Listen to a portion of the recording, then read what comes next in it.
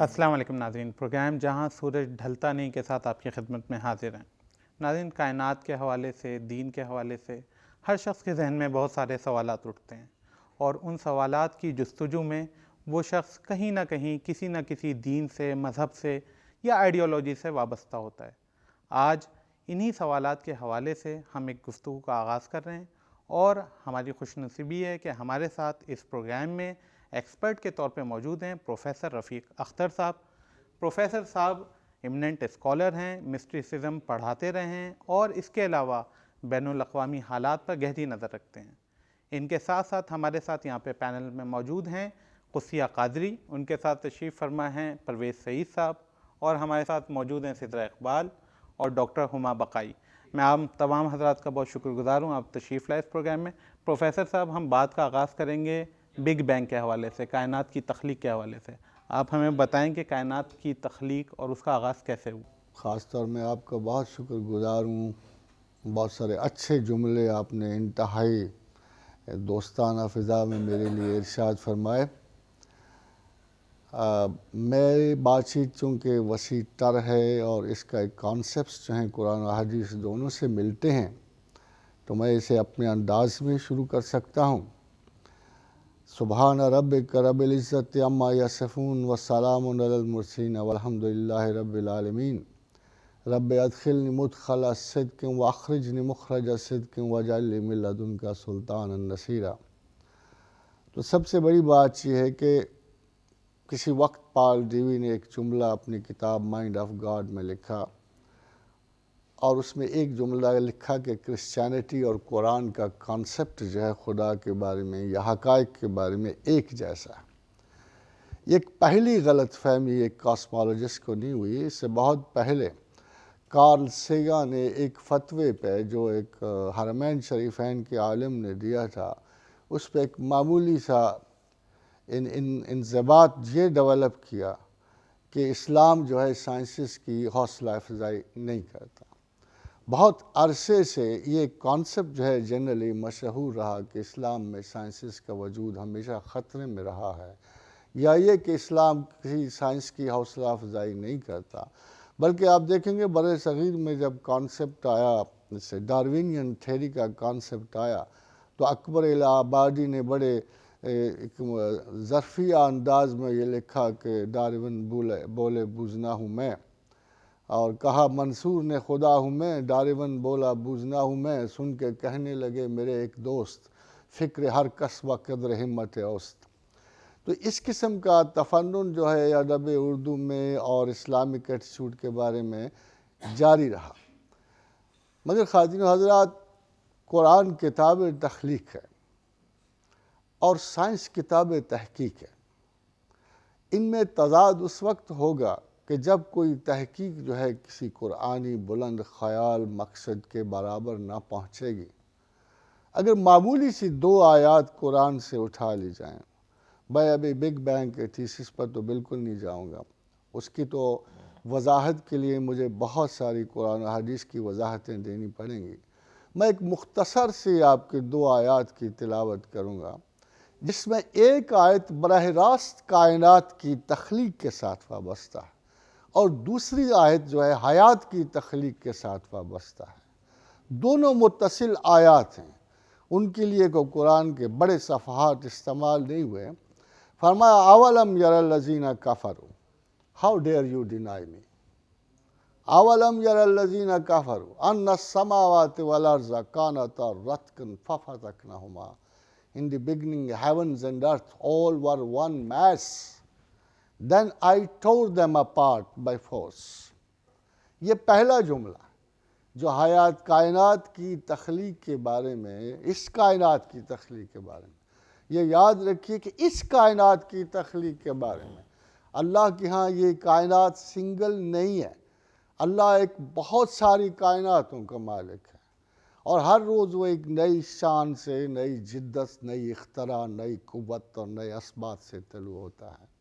مگر اس کائنات کے بارے میں وہ کہتا ہے کہ میں نے اس کائنات کو جو شروع میں ایک وجود تھا، اولم یر الذین کفروا ان السماوات والارض کانتا رتقا ففتقناہما، یہ ایک وجود تھا مادہ کا، ہم نے اسے پھاڑ کے جدا کیا. اور فتق کا لفظ جو ہے، کاغذ جب پھٹتا ہے تو بے ترتیبی سے پھٹتا ہے، کہ ہم نے اسے اس طرح پھاڑ کے جدا کیا جیسے کاغذ کو کاغذ سے جدا کرتے ہیں. اور دوسرے مصر میں فرمایا وجعلنا، یہ لفظی ترجمہ آپ کو.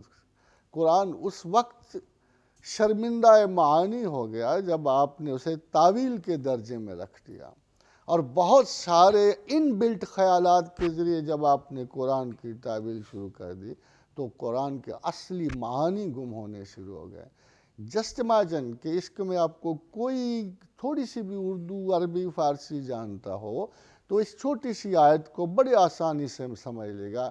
وجعلنا، اور پیدا کیا، من الماء، پانی میں سے، کل شیء، ہے تمام حیات کو. حاضرین حضرات، دو آیات بڑی مختصر اوپر چلے کی آیات، اور ان دو آیات میں سے ایک آیت جو ہے کائنات کے اوریجن سے ڈیل کرتی ہے، اور ایک آیت جو ہے حیات کے اوریجن سے ڈیل کرتی ہے.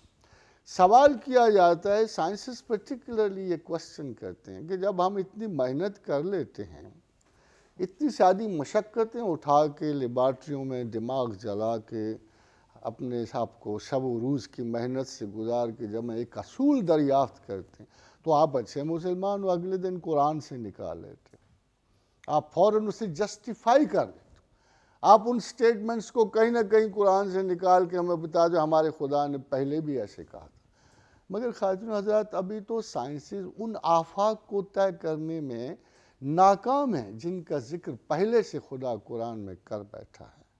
جب وہ یہ کہتا ہے اللہ الذی خلق سبع سماوات، کہ اللہ تمہارا تو وہ ہے کہ جس نے 7 کائناتیں تخلیق کی. جب وہ آسمان کا ذکر کرتا ہے تو اس سے مراد ایک کائنات ہوتی ہے. تو کہتا ہے اللہ تو وہ ہے جس نے تمہارے لیے 7 کائناتیں تخلیق کی. وَمِنَ الْأَرْضِ مِثْلَهُنَّ، اور اس میں 7 زمینیں تمہاری طرح کی زمینیں تخلیق کی. 7 زمینیں تخلیق کی تمہاری طرح کی. اور یہ نہ سوچا جائے کہ ان زمینوں میں خدا کا حکم نہ اترتا تھا. اس کو کوالیفائی کیا اگلی آیت کے ساتھ، وَيَتَنَزَّلُ الْأَمْرُ بَيْنَهُنَّ، اور ان ساری زمینوں میں میرا حکم اترتا ہے. اور یہ بات اس لیے بتا رہا ہوں لِتَعْلَمُوا، کہ تم اچھی طرح جان جاؤ، ان اللہ علی کل شیء قدیر، کہ تمہارا رب کتنی قدرت والا ہے، کتنا بڑا ہے، کتنا عظیم المرتبت ہے.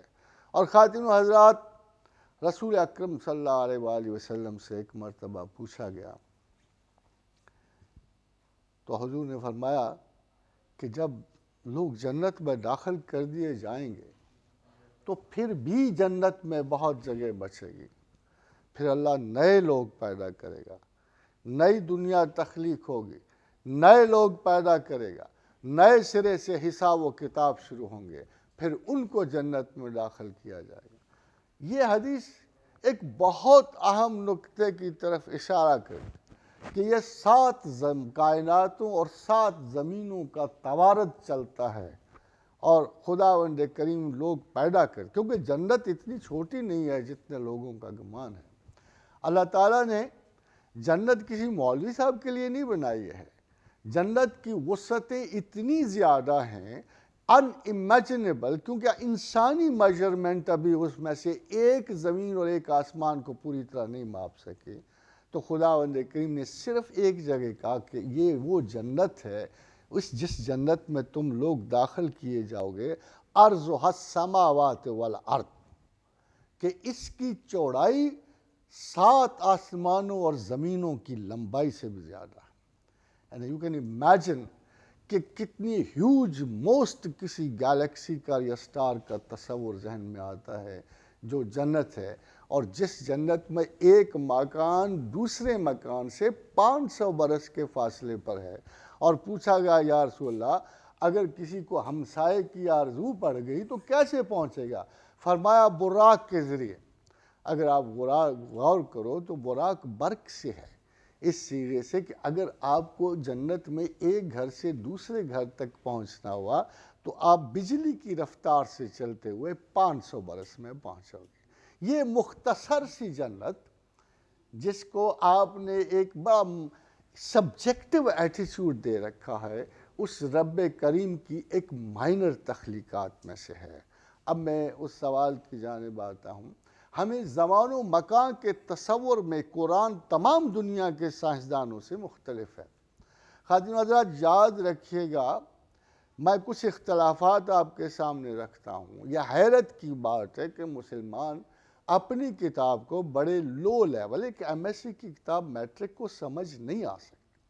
اتنی بڑی کتاب تخلیق جو ہے، اگر آپ از خود کسی جاہل کے حوالے کر دو گے، کم تعلیم یافتہ کے حوالے کر دو گے، تو اس کے نتائج وہ نہیں آپ بھگتو گے جو آپ اس سے کچھ سیکھنا چاہتے ہو۔ جس نے قرآن کو باللٹل کیا یا اس کے رتبہ عظمت تخلیق کو مائنر موسٹ سمجھا، اس نے خطا خود کی۔ خدا کے ساتھ کوئی زیادتی نہیں کرتا، نہ اللہ کو آپ کی اتنی ضرورت و چاہت بنتی ہے۔ بلکہ جب رسول اللہ صلی اللہ علیہ وسلم سے پوچھا گیا کہ اے اللہ کے رسول یہ تو بتائیے کہ قیامت کب آئے، فرمایا جب زمین پر ایک بھی اللہ اللہ کہنے والا شخص نہیں رہے گا تو پھر قیامت آئے گی۔ اس لیبارٹری کو آپ ویسٹ لینڈ کہہ سکتے ہیں، جیسے ٹی ایس ایلیٹ نے سے کہا تھا۔ اس ویسٹ لینڈ میں اللہ کی دیکھیں منظوری اور خواہش اتنی ہے کہ اگر 6 بلین میں سے ایک شخص اس کو اپنے کام کا ملتا ہے تو بھی دنیا قائم رہے گی۔ تو آپ کبھی گمان نہ کریں کہ ڈیموکریسی کو اللہ کا اتنا بڑا مقصد ہے، یا وہ اکثریت اور قلت میں یقین نہیں رکھتا۔ وہ صرف اس مقصد تخلیق یہ ہے، ایک ایسا انسان جو غور و خوض کرے، جو متفکر ہو، جو سوچے، جو اس آرٹیفیشل انٹیلیجنس سے جو اللہ نے زمین پر انسان کو عطا کی ہے، ایک فیصلہ کرنے کے قابل ہو جائے۔ اس کو خدا نے بڑی ترتیب سے قرآن کی 4 آیات میں بیان کیا۔ Origin of human beings discuss کیا، اس کے بنیادی سنگولر سیل سے لے کر اس کی حیاتیاتی تخلیق کو آگے بڑھاتا ہوا اس کی میچورٹی آف کانسس تک پہنچا۔ اور مقصد کیا بتایا ساری انٹلیکچوئل کیپیسٹی کا، کہ حل آتا علی الانسان حین من الدہر لم یکن شیئا مذکورا۔ اے بندے، اے انسان، تو غور تو کر، تو کتنی ناقابل ذکر شے تھا۔ تو اس قابل نہ تھا کہ کسی کتاب میں کائنات کے کسی ضمن میں تیرا ذکر ہوتا۔ اے ناقابل ذکر شے، تو سال ہا سال نہیں، صدیاں زمانے میں ایسے پڑا رہا کہ تو کوئی قابل ذکر شے نہ تھا، مگر وہ کیا حالت ہوگی؟ تو اگلی آیت میں خدا بیان کرتا ہے وہ کیا حالت تھی۔ کہتا ہے کہ اِنَّا خَلَقْنَا الْإِنسَانَ فِي نُطْفَةٍ أَمْشَاجٍ، میں نے پھر انسان کو دوہرے نطفے سے پیدا کرنا شروع کر دیا۔ کم از کم سیکنڈ سٹیٹمنٹ سے پہلی سٹیٹمنٹ سمجھ آ جاتی ہے کہ اگر اللہ نے انسان کو دوہرے نطفے سے پیدا کرنا شروع کیا تو پہلی سٹیج وہی تھی جو سنگل سیل کی تھی، یعنی انسان کی سنگل سیل سے ابتدا کی، تخلیق کی، حیات کی سنگل سیل سے ابتدا کی۔ پھر فرمایا کہ میں نے تمہارا جیسے کوئی امیبا اور پیرامیشیا آگے بڑھ کے ڈبل سیلولر مخلوق میں ڈھل گیا۔ جب وہ ڈبل سیلولر میں تخلیق میں ڈھلا تو خدا نے کہا ابھی تو نہیں، ابھی تو میں نے حساب کتاب لاگو نہیں کیا، لنبتلی ہے، میں نے چاہا کہ اس مخلوق کو آزماؤں، دیکھوں یہ آگے بڑھتے ہوئے کیا عمل کر سکتا ہے میرے لیے۔ لنبتلی ہے فجعلناہ سمیعا بصیرا، تو میں نے اس کو فردر سسٹمز دیے، سماعت دی، بشارت دی۔ مگر خواجین حضرات ابھی بھی یہ اس قابل نہیں تھا کہ خدا اس پہ ججمنٹ کے قانون لاگو کرتا، اسے مقصد حیات بتاتا، یہ اسے کہتا کہ میں نے تجھے اس لیے زمین پہ بھیجا ہے۔ پھر وہ آخری سٹیج آئے کہ آسمانوں سے امانت ایشو ہوئی۔ اِنَّا عَرَضْنَا الْأَمَانَةَ عَلَى السَّمَاوَاتِ وَالْأَرْضِ وَالْجِبَالِ، کہ آسمانوں اور زمینوں اور پہاڑوں کی مخلوقات کو میں نے نعمت عقل و شعور عطا کی اور کہا اٹھاتے ہو یہ بوجھ، تو سب نے کہا نہیں ہم تو اس قابل نہیں ہیں، رزق بڑا ہے، آگ ہے، دوزخ ہے، جہنم ہے، پریشانی ہے، ہم تو اس نعمت کو نہیں اٹھا سکتے۔ وَحَمَلَهَا الْإِنسان، اور انسان نے کہا سبحان اللہ، عزت ملتی ہے، سرداری ملتی ہے، اشرف المخلوقات بنتے ہیں، ہمیں کیا عذر ہے؟ دوڑ کے وحمل الانسان، اس نے یہ نعمت اٹھا لی، نعمت عقل اٹھا لی، نعمت شعور اٹھا لی، اور وعدہ کیا کہ تو نے جو کام ہمارے ذمہ کیا ہے وہ بڑے آسانی سے نبھا لیں گے۔ تو خدا نے اس پہ ایک ججمنٹ دی، انہو کان ظلوما جہولا، کہ یہ ظالم ہے اور جاہل ہے۔ اصطلاحاً ظالم اس کو کہتے ہیں جو دوسرے کے ساتھ نہیں اپنے ساتھ ظلم کر جائے، کہ ظالم اتنا تھا کہ کیپیسٹی نہیں دیکھی میری کتنی ہے اور بوجھ بہت بڑا اٹھا لیا۔ جاہل یہ ہے کہ اس نے اپنے تشخص اور اپنے علمی وجاہتوں کو اس کام سے معتبر سمجھا جو خدا کے بغیر، اس کی توفیق کے بغیر کبھی حل نہیں ہو سکتا تھا۔ He underestimated the job, overestimated himself۔ اگر آج کا زمانہ بھی آپ دیکھ لو تو وہ جو ایک کام اللہ نے انٹلیکٹ کو سونپا تھا، عقل و شعور کو سونپا تھا، بڑا چھوٹا سا تھا۔ اِنَّا هَدَيْنَاهُ السَّبِيلَ، ہم نے تمہیں عقل و شعور، راستہ، ہدایت صرف ایک کام کے لیے بخشی ہے، اما شاکر و اما کفورا، چاہو تو ہمیں مانو، چاہو تو ہمارا انکار کر دو۔ بیسیکلی کیونکہ اس کی رخ جو ہے اس کوشچن کی دوسری طرف انسان کے افعال و کردار و جبر و قدر سے جا ملتی ہے۔ We have to get back to our subject۔ تو یہ وہ خدا تھا کہ جو ایک بہت بڑی کائناتی تخلیق سے پہلے اس کے پرپس کا تعین کر رہا تھا۔ تو اس نے کہا 6 دن میں نے یہ ساری کائنات، یہ ساری دنیا، یہ آپ کی جو کائنات ہے 6 دن میں نے مکمل کی۔ تو اس نے کہا 2 دن لگائے، 2 دن لگائے دنیا کے بننے میں، 2 دن لگائے اسباب قوت انسان رکھنے میں، اور ثم استوى الى السماء وسواهن 7 سماوات، پھر بلند ہوئے آسمانوں کو درست کیے آسمان ہم نے 2 دنوں میں۔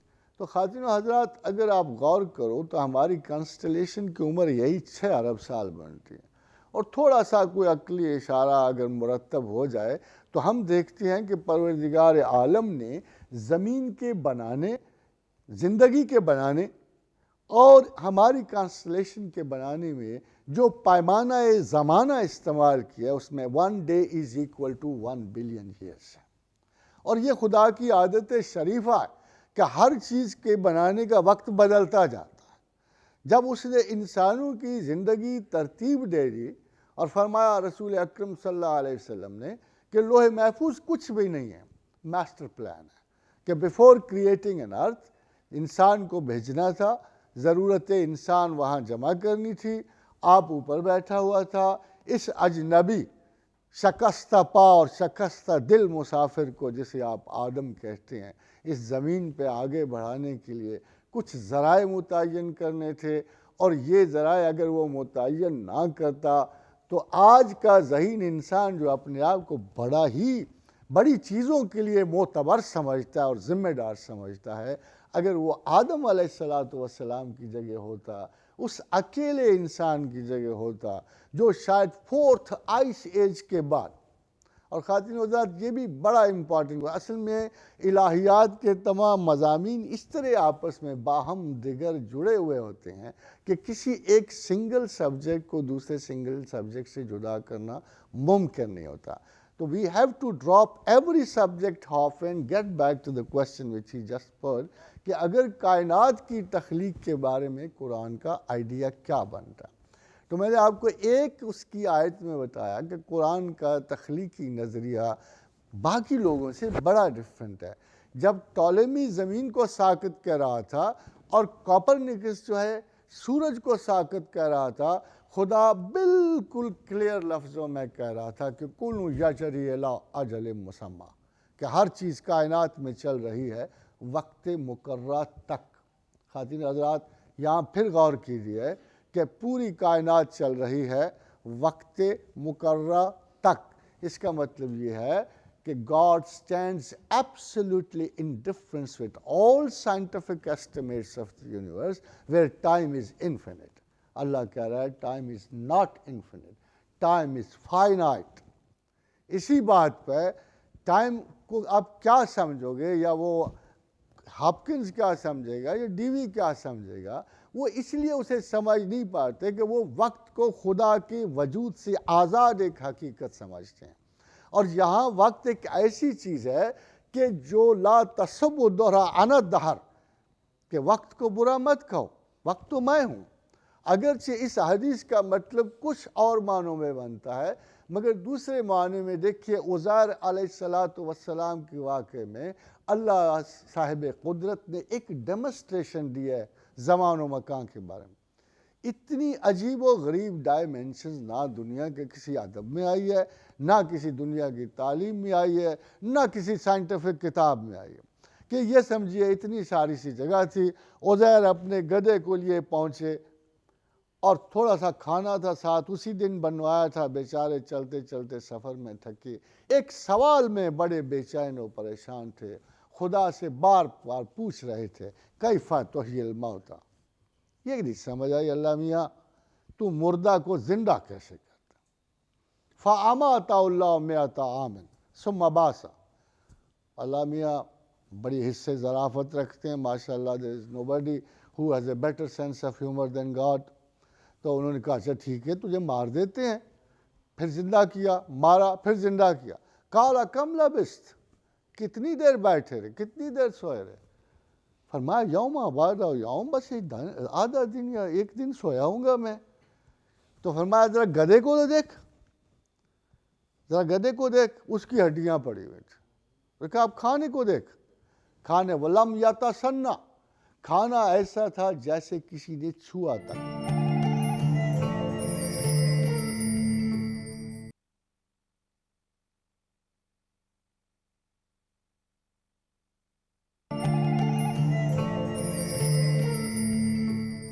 خاتین و حضرات، باقی جگہ اپنی جگہ، جو اللہ نے عزیر کو سبق دینا تھا وہ اپنی جگہ. مگر ذرا غور کیجیے کہ ایک چھوٹی سی جگہ پہ اللہ نے 3 وقت گزارے. 3 وقت، ایک معمولی سی جگہ. اس قدرت الہیہ کو اب کس سے کمپیئر کرو گے؟ گدھے پہ 100 برس گزرا، وہ گل سڑ کے اس کی ہڈیاں پڑی ہوئی. عزیر کو پوچھا گیا تو نے کتنا وقت گزرا؟ کہتا دن یا رات، یہی وقفہ ہو سکتا ہے، سو کے اٹھا ہوں ابھی، آدھا دن آدھی رات، ایک وقت ایک دن ایک رات. پھر پوچھا ذرا کھانے کو تو دیکھ، وَلَمْ يَتَسَنَّ، ایسے لگتا تھا کسی نے چھوا تک بھی نہیں. یعنی تازہ بتازہ، جیسی خوشبو ہوا ادھر سے اٹھ رہی تھی اور لائے تھے ویسے ہی سامنے پڑا ہوا تھا. تو آپ دیکھتے ہو کہ ایک چھوٹے سے سپیس میں، چھوٹی سی سپیس میں اللہ نے 3 وقت گزارے ہیں. ایک جگہ وقت سرے سے گزرنے ہی نہیں دیا، کھانے پر وقت نہیں گزرنے دیا. عزیر پہ دن اور رات کے برابر وقت گزارا اور گدھے پہ 100 سال گزار دیے. تو ایسے صاحب قدرت کو زمان و مکان کی نسبت سے پرکھنا انسانی عقل کی حماقت ہو. ویسے تو کبھی کبھی کوئی ویسٹرن تھاٹ بھی جو ہے وہ خدا کی حکمت عالیہ کے قریب چلا جاتا. ایک بڑی آپ کو خوبصورت حدیث تحفۃً آپ کو سنا دوں کہ ایک دفعہ حضور نے فرمایا کہ ہو سکتا ہے کہ اللہ دنیا کی عمر 500 برس اور بڑھا دے. دیکھا آپ نے، بڑی معمولی بات ہے نا. ہو سکتا ہے کہ شاید خدا اس پوری دنیا کی عمر 500 برس اور آدھا دن اور بڑھا دے. اصحاب نے پوچھا یا رسول اللہ آدھا دن کتنا؟ فرمایا 500 برس. یعنی آپ اس ہستی سے ڈیل کر رہے ہیں جو پوری دنیا کی عمر 500 برس اور بڑھا دے، جس میں 15 جنریشنز گزار دے، ان کی اسباب مہیا کرے. So nobody ever can imagine کہ وہ پروردگار عالم جس کو آپ قرآن میں دیکھتے ہو، اس کی عظمت مرتبت کیا ہے اور اس کی کائنات کی توجیہ کے صحیح معنوں میں کوئی بندہ نہیں پہنچ سکتا. مگر کسی نے پوچھا رسول اللہ صلی اللہ علیہ وسلم سے، کسی سے، یہ اللہ کی بات، رسول کی بات ہے، ابھی اس کے معیار علم کو پہنچنا ہمارے لیے پرابلم ہے. چاہے جائے کہ ہم اللہ کے علم میں جستجو کریں. پوچھا یا رسول اللہ صلی اللہ علیہ وسلم، کائنات بنانے سے، اگر ہاپکنز ہوتا اس کو پتہ لگ جاتا کہ کائنات بنانے سے پہلے خدا کیا کر رہا تھا. کان فی الامان، فرمایا وہ دھند میں تھا، اس کے اوپر بھی ہوا تھی، نیچے بھی ہوا تھی۔ فرمایا رسول اللہ صلی اللہ علیہ وسلم نے کہ اللہ کے رسول نے فرمایا کہ کائنات بنانے سے پوچھا گیا یا رسول اللہ یہ سارے زمین و آسمان ستارے بنانے سے پہلے اللہ کیا کر رہا تھا؟ فرمایا کہ وہ اما میں تھا۔ خواتین و حضرات، اما اس ہوا کو کہتے ہیں جس میں پانی ملا ہوا، یو کین سے موئسچرائزڈ گیسز کو کہتے ہیں۔ فرمایا کہ وہ اما میں تھا، اس کے اوپر بھی ہوا تھی، اس کے نیچے بھی ہوا تھی۔ اب یہ حدیث ہے، یہ حدیث ہے۔ اور جب وہ اللہ تعالیٰ بھی جب یہ کہتے ہیں یہ زمین و آسمان میں بنا بیٹھا، فرمایا ثم استوى الى السماء وهي دخان۔ قرآن اور حدیث برابر آتے ہیں کہ تخلیقات اجرام فلکی سے پہلے، یعنی زمین و آسمان، ستاروں اور ان کو سالیڈیفیکیشن سے پہلے تمام بادلوں کی سی کیفیت تھی، اور اللہ ان بادلوں سے اوپر بھی تھا، اللہ ان بادلوں سے نیچے بھی تھا۔ باقی جو کوشچن میجورٹی جو ہاپکنز کرتا ہے، وہ کوشچن اتنا بڑا نہیں ہے کہ ہم اس کو انجوائے کر سکیں کہ بڑا نادر قسم کا سوال کیا ہے۔ جیسے وہ کہتا ہے کہ اگر مجھے پتہ لگ جائے کہ ایک لمحہ بگ بینگ سے پہلے اگر پتہ لگ جائے خدا کیا کر رہا تھا تو میں شاید ساری تھیریز بھی حل کر لوں۔ اگر اسے پتہ بھی لگ جائے تو اس سے کوئی تھیری حل نہیں ہوگی۔ فرینکلی جو سائنسدان اس وقت سائنسز کا کاسماس میں حساب وہی ہے جو بدلتے ہوئے سیارگان کا حساب ہے۔ کبھی ریلیٹیوٹی صحیح نکلتی ہے، کبھی صحیح نہیں نکلتی، کبھی اسپیشل ریلیٹیوٹی صحیح نکلتی ہے پھر نہیں نکلتی، کبھی کوانٹم صحیح نکلتا ہے پھر نہیں نکلتی، کبھی انسرٹنٹی صحیح نکلتی ہے نہیں نکلتی، کبھی سنگولیرٹی آتی ہے پھر نہیں آتی۔ یہ سارے تھیسز جو ہیں ایک مجبور انسان کی اس ولایت عظمیٰ کو سمجھنے کی جاہلانہ کوشش ہے۔ Do we appreciate the human effort کہ جو وہ کرتے ہیں، مگر سب سے بڑا کوشچن یہ ہے کہ کیا انسان ان چیزوں کا مطالعہ کیوں کر رہا ہے؟ اس کائنات کا مطالعہ کیوں کر رہا ہے؟ ہم کیوں کائنات کو پڑھنے کی کوشش کر رہے ہیں؟ کیا ہماری مقصد تخلیق میں تسخیر کائنات شامل ہے؟ کیا ہم نے اس کائنات کو مسخر کرنا ہے؟ اب جو کائناتی کسی بات کا جواب ہمیں کسی طرف سے نہیں ملے گا، ہمیں صرف ملے گا تو اللہ کی طرف سے جواب ملے گا، جو کہتا ہے کہ یہ دنیا جعلی اور مصنوعی ہے، اسے میں نے فورسیبلی تخلیق کیا۔ یہ کائنات ایسی نہیں ہے، اس میں باقی جگہ حیات نہیں ہے، اس میں باقی جگہ یہ ایوریجز نہیں ہے۔ اس میں اگر سورج کو ایک متفق علیہ جگہ کھڑا کیا گیا ہے تو اس لیے کھڑا کیا ہے کہ آپ کو جلا نہ دے۔ اگر 1,00,000 میل سورج ادھر آ جائے تو آپ جل جاؤ گے، اگر پیچھے چلے جاؤ تو آپ سردی سے سکڑ کے مر جاؤ گے۔ اسے جبر کے قاعدے اور قانون کے تحت زمین کی افزائش کے لیے میں نے خود کھڑا کیا ہوا ہے۔ اسی طرح چاند کو اس کے مطابق میں نے کھڑا کیا ہے، زمین کو رویدگی کی طاقت میں نے بخشی ہے۔ یہ سارے میں نے کام اس لیے کیے ہیں کہ I have carved a campfire for you in this universe especially because you are on punishment، کیونکہ آپ نے خطا کر چھوڑی تھی۔ اور زندگی اور کائنات میں سب سے پہلا کام جو انسان نے کیا کہ بڑے خلوص سے خطا کی، اور سب سے پہلا کام اللہ نے اسے معاف کرنے کا کیا۔ تو اگر اس کائناتی ڈرامے کو دیکھیں، جب آپ زمین و آسمان میں جو طے رہا ہو رہا تھا کائنات کی تخلیق کے بعد، تو اگر اس ڈرامے کو دیکھیں جو وہاں پیش آیا، جس کو شاید جان ملٹن نے بھی اپنی پیراڈائز لاسٹ میں of Man's the first disobedience and the fruit of that forbidden tree whose mortal taste brought death unto the world and loss of Eden all our woes till one greater man restored that blissful seat for us۔ مگر یہ concept قرآن میں نہیں ہے۔ قرآن کا concept بڑا different ہے۔ قرآن کا concept یہ ہے کہ فَتَلَقَّىٰ آدَمُ مِن رَبِّهِ كَلِمَاتٍ فَتَابَ عَلَيْهِ۔ جب انسان کو خطا کی بے بسی میں دیکھا اور اس کا کوئی دوست نہیں تھا اس کے سوا، اللہ کے سوا کوئی اس کا دوست نہیں تھا، اور آج بھی جو لوگ خدا کو خوف اور وحشت سے پہچاننا چاہتے ہیں وہ ناکام ہوتے ہیں۔ اللہ سے صرف انسان کا ایک ہی سلوک ہو سکتا ہے اور وہ محبت اور انس کا ہے۔